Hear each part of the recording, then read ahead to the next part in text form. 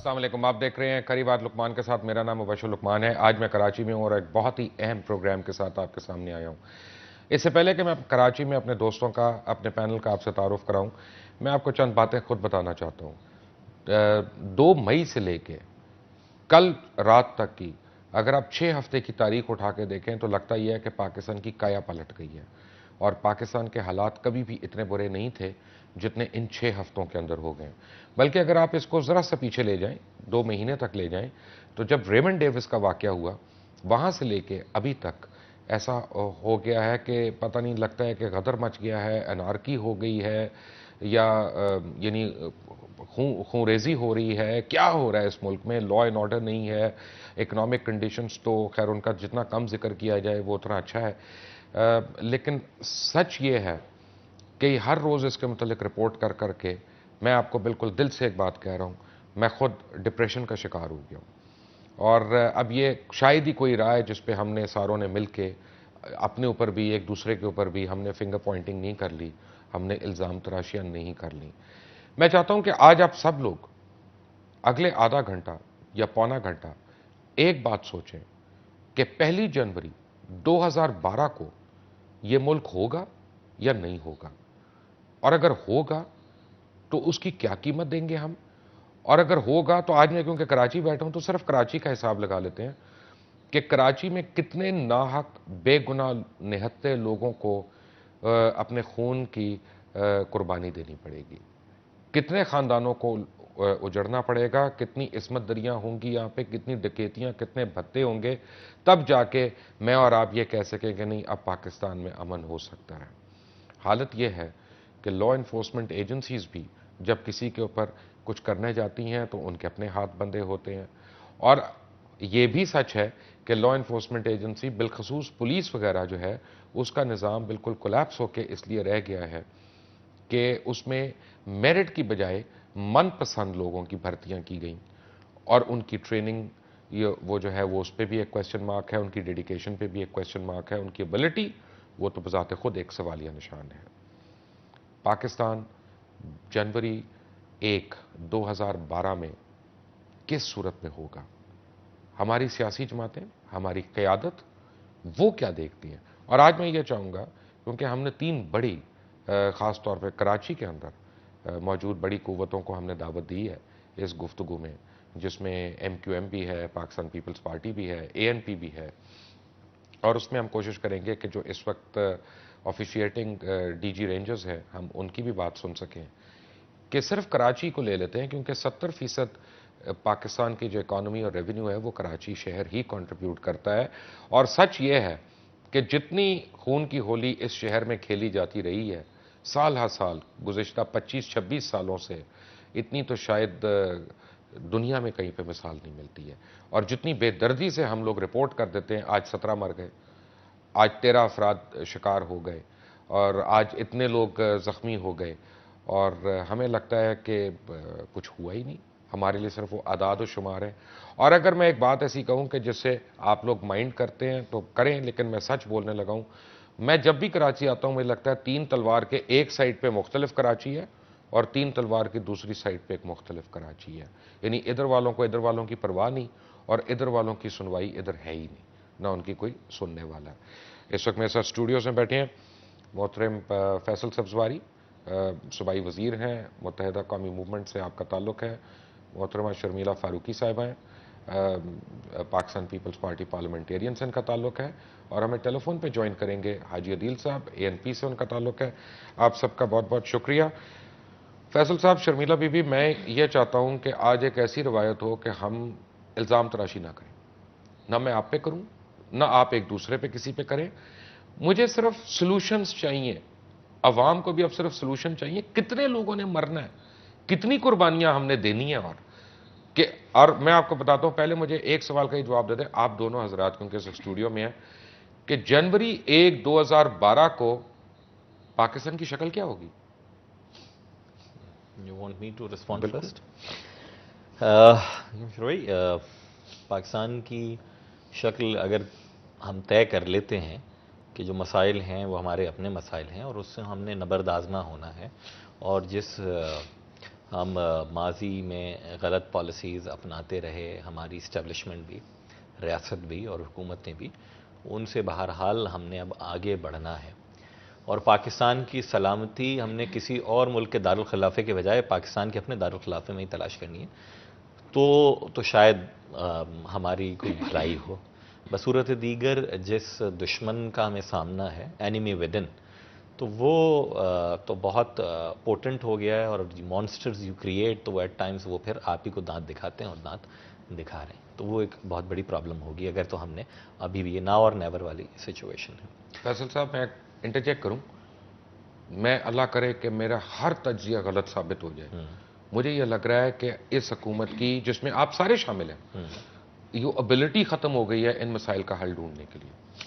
دیکھیں، اگر تو ان سارے مسائل سے کیا آپ کی مراد؟ Especially law and order, law and order بھی دو طرح کا ہے، ریلیجس اینڈ جو ہے بھتہ خوری، ہر چیز کی میں اس میں شامل کر رہا ہوں۔ بدقسمتی کے ساتھ جو اسٹیٹسٹکس ہیں وہ یہی بتاتے ہیں کہ یہ بڑا ہے، اور ہم بھی یہ فیل کر رہے ہیں کہ یہ بڑا ہے، سامنے نظر آ رہی ہے ساری کی ساری چیزیں۔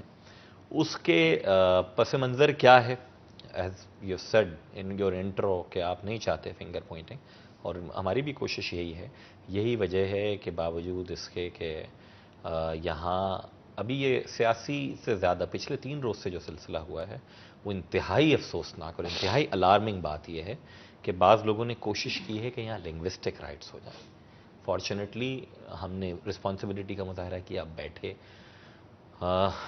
کے انگیج کرنے کی کوشش کی، کم از کم پولیٹیکل فورسز تو آپس میں انگیج ہو جائیں تاکہ سنگل آؤٹ کریں ان لوگوں کو کہ جو اگر انہوں نے سیاسی جھنڈا اٹھایا ہوا بھی ہے تو کم از کم وہ سیاسی لوگ نہ ہوں۔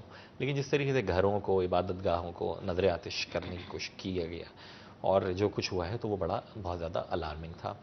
وجوہات اس کی بہت ساری ہیں، آگے کس طرح سے بڑھ سکتے ہیں۔ میں یہی سمجھتا ہوں کہ جو ہم کاغذ پہ لکھتے ہیں ہر چند ماہ کے بعد اور میڈیا کو نشر کرتے ہیں کہ مجرم کو مجرم گردانا جائے، خواہ اس کی کوئی بھی زبان، کوئی بھی مذہب، مسلک ہو، کوئی بھی سیاسی نعرہ جرم لگاتا کیا؟ ہو۔ کیا چیز؟ جرم اگر کرتا ہے تو جرم مجرم ہے۔ اگر ہے، ایک آدمی مجرم ہے تو اس کو آپ کورٹ آف لا میں لے کے جائیے اور اس کے خلاف کارروائی کیجیے۔ بصورت دیگر اگر تو کسی آدمی کو پکڑا جائے اور میں یہ کہوں کہ میں گھیراؤ کروں گا تھانوں کا، یا میں کسی علاقے میں چھاپا مارا جائے اور میں یہ کہتا ہوں کہ جی میرے کانسٹیٹوئنٹس کو تنگ کیا جا رہا ہے، حل کیا؟ حل یہی ہے کہ اگر میں بینگ اے پولیٹیکل پارٹی یا پولیٹیکل ریپرزنٹیٹو اگر اس طرح کا کوئی کام کرتا ہوں تو مجھے بھی بک کریں، مجھے بھی چارج کریں، ایکسپوز کریں اور مجھے بھی چارج کریں کہ یہ وہ لوگ ہیں کہ جو چاہتے نہیں، صرف لپ سروس کرتے ہیں اور چاہتے نہیں کہ یہ مسئلہ حل ہو۔ شرمیلا فاروقی صاحبہ، جنوری 1، 2012 میں پاکستان ہوگا کہ نہیں، اور اگر ہوگا تو اس کی کیا شکل ہوگی؟ مبشر، دیکھیے اگر ہم پازیٹیولی سوچیں، اور ہمیشہ ہم بڑی ایک باشعور کیا ہم زندہ قوم نشہ ہے۔ کر رہے ہیں پازیٹیولی نہیں سوچیں؟ نہیں، ہم کیا ہم کچھ پیسمزم کھا میں کے؟ چلے نہیں، جاتے ایک منٹ میری ایک بات نہیں، سنیں، ایک سیکنڈ، کتنے لوگ مریں گے؟ اور نہیں میں اس پہ آ رہی ہوں نا۔ دیکھیں، ہم اگر پازیٹیولی سوچیں، اور ہم نے سوچا ہے، ہم نے 65 کی جنگ کے بعد بھی بولا کہ جی پاکستان نہیں رہے گا، اکثر تجزیے ہم نے سنے نہیں، یہ نہیں کہا۔ قوم کا موریل ڈاؤن رہتا ہے اس وقت جو حالات ہیں، اور خصوصی طور پہ لا اینڈ آرڈر، دہشت گردی کے حوالے سے واقعی ہم سب بھی بیٹھ کے سوچتے ہیں کہ آئندہ 6 مہینے سال بعد پاکستان کیا اس کی حالت ہوگی، وہ رہے گا کہ نہیں رہے گا۔ لیکن اگر ہم میں اپنا جواب ریفریز کر کے آپ کو بتاتی ہوں، میں پازیٹیولی سوچتی ہوں تو مجھے پتا ہے کہ پاکستان رہے گا۔ شرمیلا جی، I'll rephrase my question with your permission بڑی کوئکلی۔ پاکستان رہتا ہے تو جو 35,000 لوگ ابھی تک صرف 3 سالوں میں اپنی جانیں دے چکے ہیں، ان کے گھر والوں کے لیے کیا رہا؟ پہلی بات۔ دوسری بات یہ کہ آنے والے دنوں میں ہمارے پازیٹیو ایٹیٹیوڈ یا آپٹمزم سے جو جانیں جا رہی ہیں اور جو حالات بد سے بدتر ہوتے جا رہے ہیں، وہ ہم لوگوں کو کیا تسلی دیں؟ مجھے آپ صرف یہ بتائیں، میں آج لوگوں کو کیا اچھی خبر دوں؟ چلیں آج کے دن کی بتا دیں۔ دیکھیے، بالکل آپ نے صحیح کہا، 35,000 نے 37,000 لوگ شہید ہوئے ہیں اس جنگ کے اندر، لیکن اگر ہم نا امیدی میں چلے جائیں، مایوسی کا دامن پکڑ لیں تو پھر تو کوئی ہوپ ہی نہیں ہے نا۔ امید پہ ہی دنیا قائم رہتی ہے، اور امید پہ ہی یہ پاکستان چل رہا ہے۔ ہم نے تو بہت پہلے یہ فیصلہ کر لیا تھا، آپ بہت لوگوں سے نے لوگوں نہیں نے، چلانا، ہم نے امید نہیں پہ چلانا ہے۔ ہم نے چلانا ہے، لیکن اس کے ساتھ ساتھ ہم نے قوم کا موریل ڈاؤن نہیں کرنا۔ کیسے نہیں کرنا؟ بہت بڑے میں آپ کو چیلنجز ہیں۔ ایک آپ نے کوٹ کر دیتا ہوں، سولوشنز کی بات کریں، اگر آپ مجھ سے وجوہات پوچھیں گے کہ آج دہشت گردی کیوں آ گئی ہے یا آج بھتہ خوری کیوں بڑھ گئی ہے یا آج کڈنیپنگ فار رینسم کیوں بڑھ گئی ہیں، تو میں اس کی وجوہات میں چلے جاتی ہوں، کیونکہ بے روزگاری بھی بڑی ہے، پاپولیشن بھی بڑی ہے. آج ہر شخص یہ کہتا ہے کہ جی مجھے کسی نہ کسی صورت ایک وقت کی روٹی اپنے گھر والوں کو لے کے دینی ہے، چاہے میں کسی کو ماروں، موبائل چوری کرتے ہوئے میں اس کو ہلاک کر دوں. تو دیکھیے ویسے یہ میں آپ ایک کو ایک مینٹالٹی، انصاف کی ایک بات بتاؤں، موب معذرت کے وائلنس ساتھ دیکھیے نا، موب وائلنس معذرت کے آپ ساتھ دیکھیے اگر میرے کہ گھر والے آج بھوکے ہوں، ایک منٹ، آپ بالکل اگر ماریں گے میرے گھر گولی، والے بھوکے ہوں، میں آپ کا موبائل بھی چوری کروں گا، میں بیگ بھی چوری کروں گا، اور میرے آپ لیے مجھے جائز گولی ہو بھی جائے گا. ماریں گے. آپ مجھے نوکری نہیں دے رہے، میرٹ پہ کام نہیں دے رہے، میرے کام نہیں ہو رہے، اور میرے گھر والے فاقہ کریں. ایک سیکنڈ ذرا تحمل سے میری بات سنیں نا. میں تو بالکل صحیح کہہ رہی ہوں، میری یہ حالت ہو تو میں بھی بولوں جی گولی مارو، کچھ کرو، میں کچھ پیسے لے کے گھر جاؤں، اپنے بلکتے بچوں کو روٹی کھلاؤں. لیکن دیکھیے اس طریقے سے قومیں چلتی نہیں، نہ ملک چلتے ہیں، نہ حکومتیں چلتی ہیں. آپ یہ کہنا چاہ رہے ہیں کہ جی ہم اس وقت 3 سال یا 4 سال یا ایون 5 سال میں ہر ایک شخص کو نوکری دے دیں، یہ کسی بھی حکومت کے لیے ناممکن ہے. میرے ساتھ فیصل بیٹھے ہیں، یہ میری بات سے بالکل یہ تائید کریں گے اس بات کی کہ کوششیں ان کی جانب بھی ہماری جانب بھی. ہمارے ساتھ ہیں، فیصل سبزواری بھی ہمارے ساتھ ہیں، حاجی عدیل ہمیں جوائن کریں گے. لیکن ایک بات میں آپ کو چلتے چلتے بتاؤں، کسی کو نوکری نہ ملنے کا دکھ نہیں ہے، یعنی وہ ہم نے برداشت کی ہیں لوگوں نے یہاں پہ، اور یعنی سالہ سال برداشت کی ہیں. دکھ ان کو ہے جب وہ آؤٹ آف میرٹ دیکھتے ہیں کسی کو، وہ ان کے جو ہے نا سامنے دندناتا پھرتا ہے. دکھ ان کو اس وقت ہوتا ہے، غصہ اس وقت آتا ہے کہ جب ایک چور جو ہے وہ یعنی چوری کے مال سے بنگلے بنا لے یا اپنا یاٹس خرید لے یا کشتیاں لے لے اور گاڑیاں لے لے، پھر وہ جب ان کے سامنے عزتدار بن کے آتا ہے پھر ان کو غصہ آتا ہے. اپنی نوکری نہ ہونے پہ اتنا غصہ نہیں آتا. All of that after break. Take a break.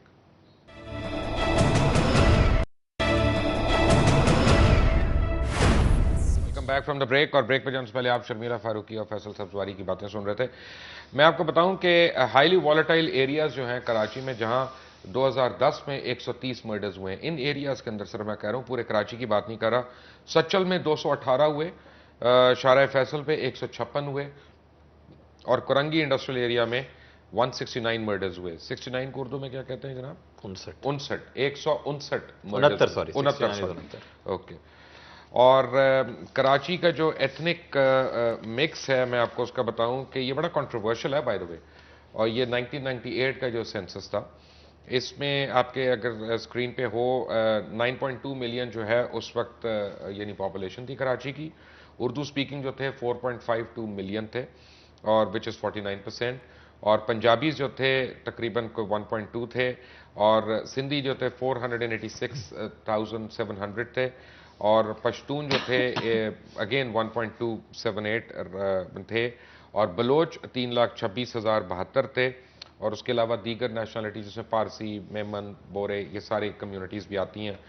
اور اردو سپیکنگ جو تھی 49%، پنجابی 13%، سندھی 5%، پشتون 14%، بلوچ 4%، اور ادرس جو ہیں ان میں 15% تھے. لیکن 2010 میں جو ان کی پروجیکشن ہے، ایکچول تو نہیں ہوئے لیکن جو پروجیکشن ہے وہ یہ ہے کہ تقریباً اب 14.7 ملین آبادی ہے کراچی کی. اردو سپیکنگ کی 7.2 ملین، پنجابی 1.9، سندھی جو ہیں 7,77,000، اور پشتون جو ہیں 1.9 ملین، بلوچ 5,16,000 اور 500، اور دوسرے دیگر جو ہیں وہ تقریباً 2.2 ملین. اور یہ پاپولیشن گروتھ ریٹ کے اوپر اس کو کیا ہوا ہے. لیکن اگر آپ جو ایک مین ایریا آف پرابلم ہے جو پوائنٹ آؤٹ کیا ہے، آپ کی میں اسکرین پہ دکھانے کی کوشش کرتا ہوں، لیاری کا جو ایریا ہے، لیاری کو جب آپ دیکھتے ہیں اس میں تو 3-4 مختلف گینگز کے بیچ میں یہ ایریا ڈیوائیڈڈ ہے. اور یہ کوئی ڈھکی چھپی باتیں نہیں میں کر رہا، میں کوئی اندر کی کوئی سیکرٹ چیز آپ کو نہیں بتا رہا. یہ وہ چیز ہے جو کراچی میں بچے کو پتہ ہے، جس میں سب سے مشہور جو ہے وہ عبد الرحمان گروپ ہے، اس کے بعد بابا لاڈلا گروپ ہے، پھر ارشد پپو اور غفار، اور ایک جیانگو گروپ. جیانگو کہتے ہیں جی، کیا کہتے ہیں اس کو؟ How do you pronounce it? Zulfiqar Mirza صاحب کو پتا ہوگا. تو اس کے بعد ہائی رسک ایریاز جو ہیں جہاں پہ ایوریج 70 سے لے کے 130 مرڈرز ہوئے 2010 میں، وہ یعنی موچکو، میں اگر کوئی غلط پروناؤنس کروں تو پلیز مجھے ایکسکیوز کر دیں، اس میں 75، اور شاہ لطیف ٹاؤن میں 129، سکن میں 75، گلستان جوہر 92، عزیز بھٹی ٹاؤن میں 82، मुबीना टाउन में 88, गुलशन इकबाल में 88, फिरोजाबाद में 82, जैक्सन में 76, और ये जो है ना इसकी CPLC इस यानी डेटा की प्रोवाइडर है, and Dev given us this data, weave taken it from them rather. और यानी फैसल सब्जवारी साहब, मेरे और आपके लिए शायद ये फिगर्स हों, इन लोगों के घरों के चिराग खत्म हो गए। यानी मैंने और आपने तो एक तस्करा कर दिया, हमारे पास तो इनके नाम लेने का टाइम नहीं है। बिल्कुल ठीक है ना, क्या बनेगा इनका? देखें, अगेन कि ये जानना बहुत ज़रूरी है कि ये क्यों, ये बदकिस्मती के साथ ये वाक़यात हुए, किसने किए, who is behind that all.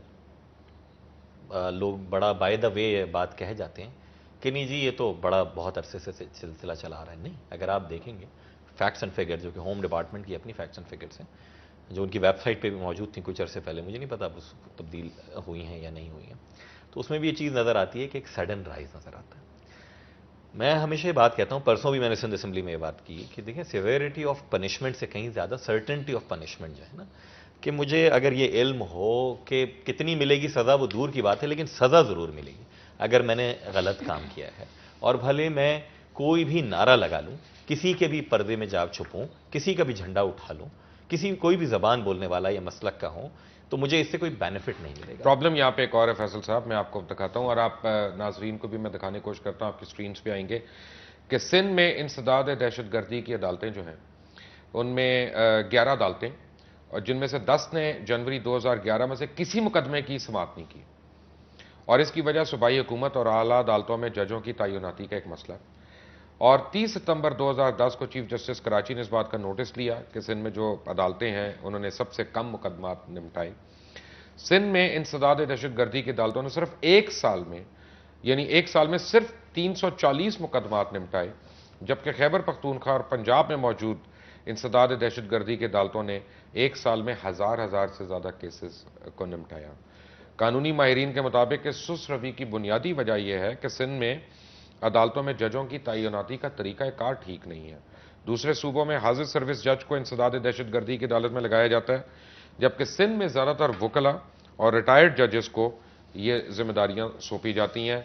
और यानी अब वजारत कानून के एक एहलकार के मुताबिक इन जजेस को तनख्वाहें और सहूलतें सूबाई हुकूमत फराम करती है, और ये इसी सूबाई हुकूमत का हक है कि वो इन जजेस की तैनाती करे।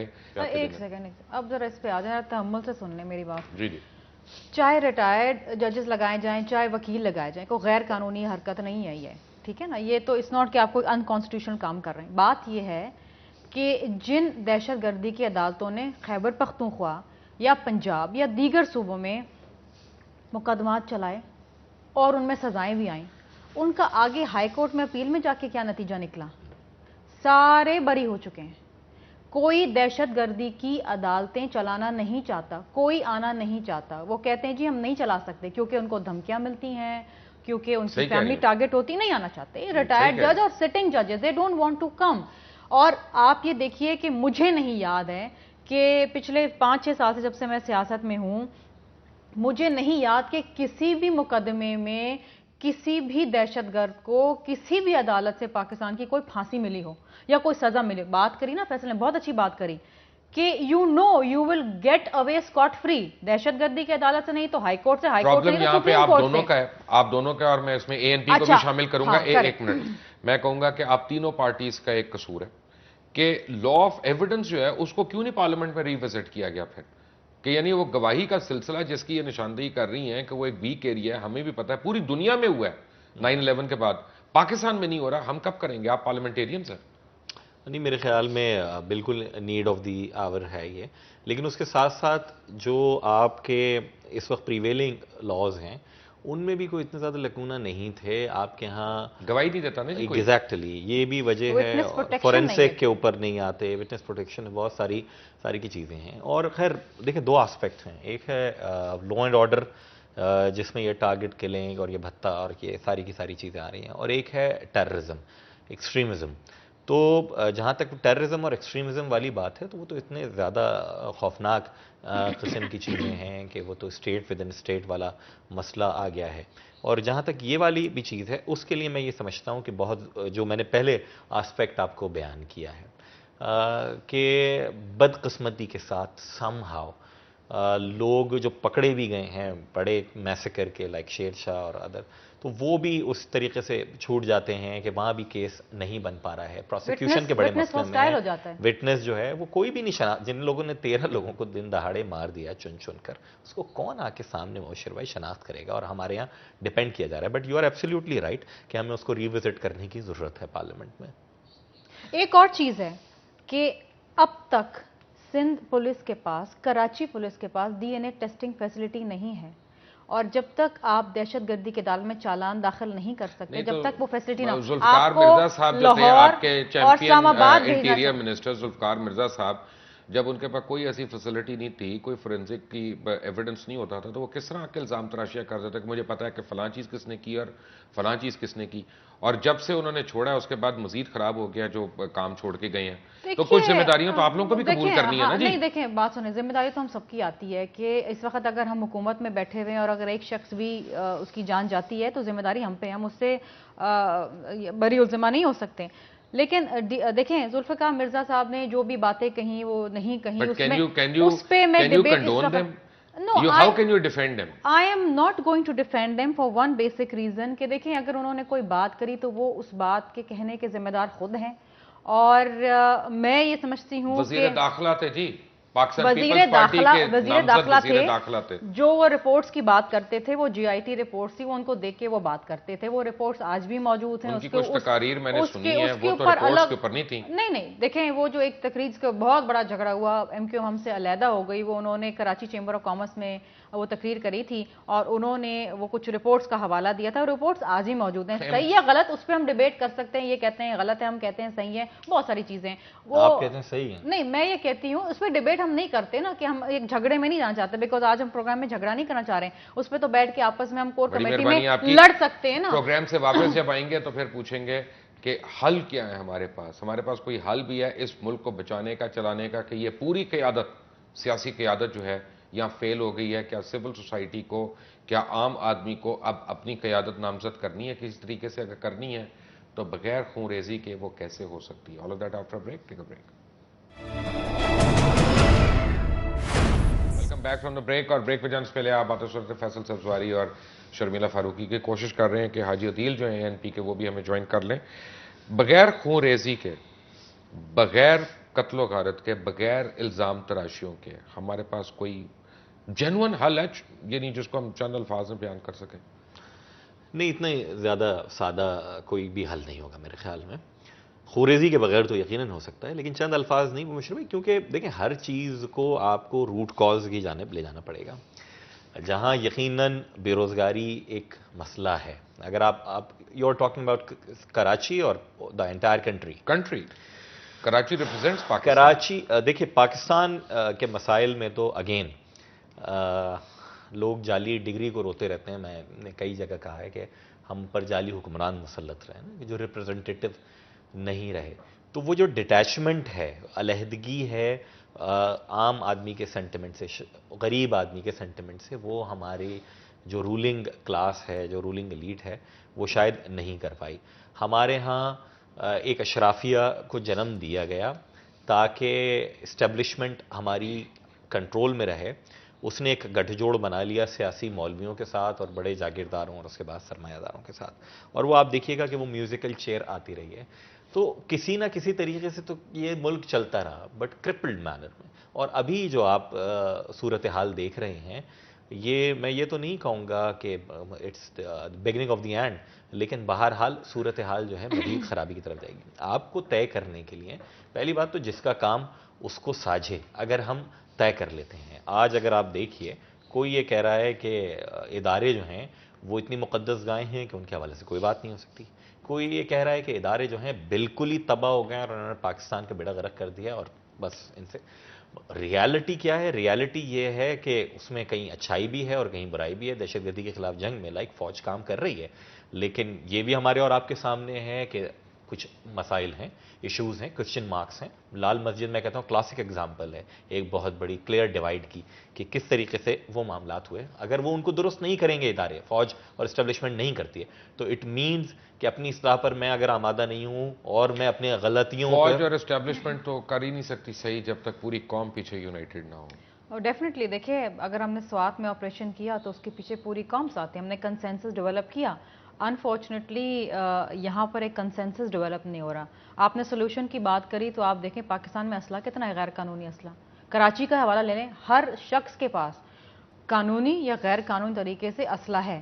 And we have become trigger happy. آپ کی میری نہیں بنتی, مجھے آپ سے نفرت ہوگی, میں آپ کو گولی مار لوں گا, مجھے موقع ملے گا, I get back to you. تو دیکھیے ایک تو بحیثیت ایک قوم کے ہم بڑے انٹالرنٹ ہو گئے, وہ ایک الگ چیز ہے.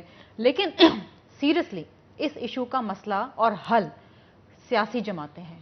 اگر آپ یہ کہیں گے جی پولیس پولیٹیسائز ہو گئی ہے, یہ سب چیزیں صحیح ہیں. کس کی وجہ سے ہوتی ہیں؟ سیاسی جماعتوں کی وجہ سے ہوتی ہیں. ہم نے ماضی میں اسی پولیس کو, انہی رینجرز کو ہم نے ان کاموں کے لیے استعمال کیا جو ان کا کام ہی نہیں تھا. ایک مائنڈ سیٹ ڈیولپ ہو گیا ہے. اب وہ کوشش یہ کرتے ہیں کہ جی کہیں نہ کہیں پولیٹیکل ایفیلیشن بنا لیں. پولیس بھی کہتی نہیں جی یار اس کو نہیں, یہ اس کا رشتہ دار ہے, اس کو نہیں پکڑو, کیونکہ ظاہری بات ہے وہ اس وقت حکومت کے اندر ہے. یہ ایک ریالٹی ہے, we have to accept it, we can't deny it. یہ جو کراچی کے جو مسئلے ہیں یہ پورے ملک سے مختلف ہیں. ٹارگٹ کلنگ ہے, دیگر ایشوز ہیں. کراچی میں آپ کے ملا برادر پکڑے جاتے ہیں, کراچی میں آپ کے کالا دم تنظیم کے بڑے بڑے دہشت گرد بیٹھے ہوئے ہیں, کراچی میں آپ کی ڈرگ مافیا, لینڈ مافیا. لیکن ہم صرف باتیں نہ کریں, ہم نے کوششیں بھی کی, تمام سیاسی جماعتوں نے, کولیشن نے, جو اسٹیک ہولڈرز ہیں, کوشش کری. لیکن اگر کراچی کے حوالے سے آپ نے بڑی اچھی باتیں کی ہیں, and I am beginning to like whatever you are seeing. آپ نے بڑی اچھی باتیں کی ہیں.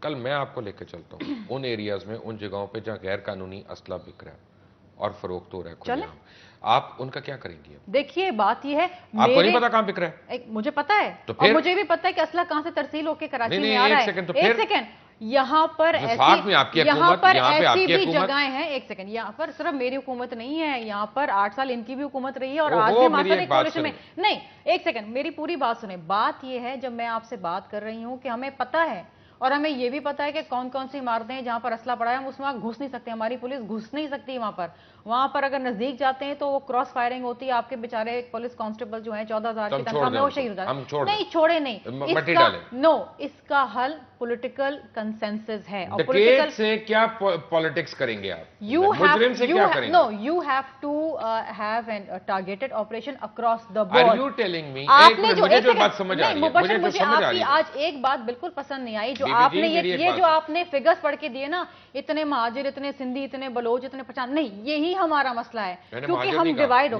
اردو اسپیکنگ کہا نا, اردو اسپیکنگ آپ نے کہا نا. نہیں, میں اردو نہیں, ایتھنک پرابلم ہے, لیکن اس کو ہوا کون دیتے ہیں؟ نہیں, ماننے کی بات نہیں ہے. دیکھیے اس وقت میرے اسٹوڈیو میں پرابلم ہے, آپ میری بات نہیں سننے کو تیار, آپ ان کی کہاں سنیں گے اسمبلی میں؟ نہیں, سننے کی بات نہیں ہے, ہمیں پرابلم پتہ ہے, ہم نے سولوشن کی طرف میں آپ کو جانا ہے. یہ کہہ رہا ہوں کہ یہ اتنے سینکڑوں لوگ جو 1 سال میں مارے گئے بے گناہ, ان کے قتل کا بدلہ حکومت وقت کے پاس یہ ہے کہ ان کو قتل کرنے والوں سے نیگوسیشن کرے.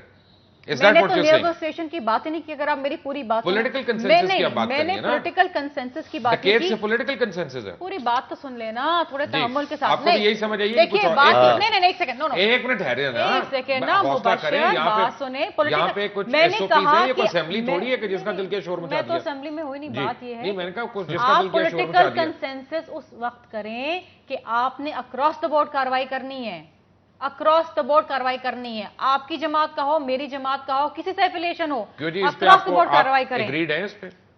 لکھنے کی تو بات دور کی ہے, آج تک کبھی ہم نے زبان سے بھی کہا ہوئی ہے کہ ہم اگری نہیں کر رہے. جو انہوں نے حل کی بات کی, تو ڈی ویپنائزیشن آف پاکستان بل بھی ہم نیشنل اسمبلی میں ہم نے ٹیبل کیا ہے, اسی لیے اس میں سارے کی سارے ڈائمنشنز بتائے گئے ہیں اور کس طریقے سے آپ نے پاکستان کو اسلحے سے پاک کریں. ایک میں آپ کی بات پہ آتا ہوں, فیصل صاحب سواری ہیں, شرمیلا فاروقی ہیں. We have a quick break to take a break. Welcome back from the break. اور بریک پہ جانے سے پہلے آپ ہمارے شرکاء کی باتیں سن رہے تھے. ہمارا رابطہ ہو گیا ہے حاجی عدیل صاحب سے. حاجی عدیل صاحب سے پہلے میں معذرت کر لوں, کیونکہ غالباً ہمیں کوئی ٹیکنیکل پرابلم ہو رہی تھی, ان کا فون نہیں مل رہا تھا اور وہ ویٹ کرتے رہے. حاجی صاحب, آئی ایم سوری, آپ کو ویٹ کرنا پڑا. دیکھیں بھائی، بات یہ ہے کہ یہ رویہ پختونوں کے ساتھ کراچی کے ایڈمنسٹریشن میں جو بھی ہے، چاہے وہ آپ کا دفتر ہے، کراچی کے لوکل دفتر ہے، یہ ہوتا ہے.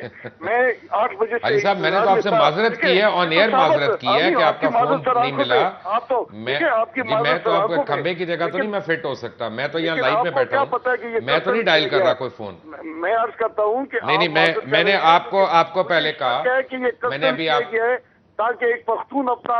نہیں حاجی صاحب، قصدن ہو نہیں سکتا. میں آپ کو ایک عرض کرتا ہوں کہ آپ کا جب دل کرے آپ اکیلے بیٹھ کے پورے پروگرام میں آ جائیں. میں آپ کو دعوت دے رہا ہوں. آپ ٹائم فکس کریں گے، آپ ڈیٹ فکس کریں گے، میں کروں گا. دیکھیں، مجھے کہا نہیں، گیا یہ تھا، پلیز اس طرح کی باتیں نہ کریں. میں تو آپ کو کھلی آفر کر رہا ہوں. پروگراموں کو آج معذرت کی ہے حاجی صاحب، میں آپ سے پہلے میں نے معذرت کی، میں نے آپ سے پہلے معذرت کی اور آپ کو کھلی آفر کی. جو کراچی آفس ہے اس میں یہ قصدن ہوا ہے. مجھے کسی نے فون حاجی صاحب، اگر میرے کراچی آفس میں ہوا ہے تو تب بھی میں ذمہ دار ہوں. اگر میرے کراچی آفس سے ہوا ہے تب بھی میں ذمہ دار ہوں اور میں اس کی مدد کر رہا ہوں. لیکن میں نے آپ سے ایک سوال پوچھنا ہے صرف. حاجی صاحب، مجھے پلیز ایک سوال کا جواب چاہیے، کیونکہ جب آپ کہیں گے میں آپ کو پورا پروگرام آپ کے اکیلے کر لوں گا، یہ میرا آپ سے وعدہ ہے. آپ کی ٹائم ہے، آپ کا چوائس ہے، آپ کا دن ہوگا. مجھے صرف یہ بتائیں کہ بغیر خون ریزی کے، بغیر الزام تراشیوں کے، کیا اس ملک میں اب ان مسائل کا جس کا ہمیں سامنا ہے ان کا کوئی حل ہے ہمارے پاس؟ دیکھیں، آپ نے شروع میں پرسنٹیج بتائی تھی آبادیوں کی کہ 1999 میں یہ اتنی لوگ تھے اور یہ پرسنٹیج تھا. جب آپ نے 2010 پہ آپ آئے تو آپ نے تعداد تو بتائی ہے، پرسنٹیج نہیں بتائی ہے کہ کس کی پرسنٹیج بڑی ہے. اور اس پرسنٹیج میں ملکی کتنے ہیں، چاہے وہ بنگال سے آئے ہیں، افغانستان سے آئے ہیں، یا ہندوستان سے آئے ہیں، یا برما سے آئے ہیں، یا ایران سے آئے ہیں. کراچی کا سب سے بڑا مسئلہ یہ ہے، یہ لوگ جو کہ بغیر کسی ویزے کے، بغیر کسی ورک پرمٹ کے، جیلی شناختی کارڈوں پر، جیلی پاسپورٹوں کی بنیاد پہ آ کر میں آباد ہوئے ہیں، جس میں تمام زبانیں بولنے والے ہیں. اردو بولنے والے بھی ہیں، پشتو بولنے والے بھی ہیں، فارسی بولنے والے بھی ہیں، بنگالی بولنے والے بھی ہیں. سب سے پہلے تو یہ پتا ہونا چاہیے کہ کراچی میں یہ 30-40 لاکھ جو لوگ ہیں جو انلیگل آئے، اس میں بہت سارے لوگ وہ ہیں جو کہ نہرو لیاقت معاہدے کے بعد آئے ہیں. پھر انہوں نے اور اپنے رشتہ داروں کو بلایا. پھر بنگال، جب ایسٹ پاکستان بنگال بن گیا، بنگلہ دیش بنا، وہاں سے لوگ آنے شروع ہو گئے. ایک تو وہ لوگ تھے کہ اگر اردو بولنے والے تھے، اب تو بنگالی بولنے والے بھی آ رہے ہیں. تو کراچی کا مسئلہ بڑا گمبھیر اس لیے ہے کہ بہت سارے غیر ملکی یہاں آئے ہوئے ہیں. ایک تو یہ ہے. دوسری بات یہ ہے کہ جب تینوں پارٹی اس بات پہ ایگری ہیں، اور کل وہ ملی تھی اور یہ بڑی اچھی ڈیولپمنٹ ہے کہ جناب ہمارا ایجنڈا کوئی استعمال کرے تو ہم اس کا ساتھ بھی دیں گے، اور اس کے باوجود بھی یہ واقعات ہوئے، تو پھر چوتھی قوت کوئی ہے جس کے مفادات کراچی میں. ایک وہ قوت ہو سکتی ہے کہ جنہوں نے زمینوں پہ قبضہ کیا ہے، جو نارکوٹک کا کاروبار کرتے ہیں، جو اسلحے کا کاروبار کرتے ہیں. اب یہ کہنا کہ جناب آج سے 10 سال پہلے جس نے زمین پہ قبضہ کیا، پلازا بنائے، اس کو تو چھوڑے، جو کل جس نے جھونپڑی بنائی اس کو گرائیں گے. آپ کراچی کو 30 سال پرانے نقشے کے مطابق بحال کریں گے، چاہے پلازا ہے کہ ہوٹل ہے کہ بنگلہ ہے کہ جھونپڑی ہے، سب کو ڈیمالش کریں. جتنے پارک ہیں، جتنے اوپن گراؤنڈز ہیں، جتنے گرین بیلٹس ہیں، ان سب کو بحال کیا جائے. تب آپ اس معافی کے خلاف کام کریں گے. اور باقی یہ ہے کہ آپ سوچیں کہ جب تینوں پارٹیاں کہتی ہیں کہ ہم اس کے لیے تیار ہیں، اور کل انہوں نے ثابت بھی کیا ہے، مختلف علاقوں میں وہ گھومی ہے، تو پھر تو یقیناً کوئی ایسی قوت ہے جو کہ جس کا فائدہ ہے کراچی میں اقتدار میں ہے، کسی انڈائریکٹلی اس کے پاس اختیار ہے، اس کے پاس بہت ساری فوائد اس کو مل رہے ہیں. تو آپ سوچیں کہ وہ قوت کون سی ہے جو کہ اس جنگ سے فائدہ اٹھا رہی ہے. جب NPM کہتے ہیں کہ ہم تیار ہیں کہ ہمارے ایجنڈا کو استعمال نہ کرے، ANP کہتے ہیں کہ ہمارا ایجنڈا کوئی نہ استعمال، پیپل پارٹی بھی چاہتی ہے کہ اس کا ایجنڈا کوئی استعمال نہ کرے، تو پھر کوئی اور ہے. وہ اور کون ہے، اس کی تلاش کرنی پڑے گی. اور جب تک آپ اس کی تلاش نہ کریں کھلے ذہن اور کھلے دل کے ساتھ اور کھلی آنکھوں کے ساتھ، تو یہ مسئلہ کبھی نہیں حل ہوگا. حاجی عدیل صاحب، thank you very much. ANP کے حاجی عدیل صاحب تھے، اور میرا آپ سے وعدہ ہے کہ جب بھی آپ کہیں گے آپ کے ساتھ میں پورا پروگرام اکیلے کروں گا، اور آپ کا پورا موقف جو ہے تاکہ وہ کھل کے سامنے آ سکے. اینڈ ونس اگین میں آپ سے معذرت خواہ ہوں کہ آپ کا پہلے فون نہیں مل سکا. Very quickly you have 1 minute to answer that. جو وہ کہہ رہے ہیں؟ نہیں، میرے کامنٹ والی کوئی چیز ہی نہیں ہے.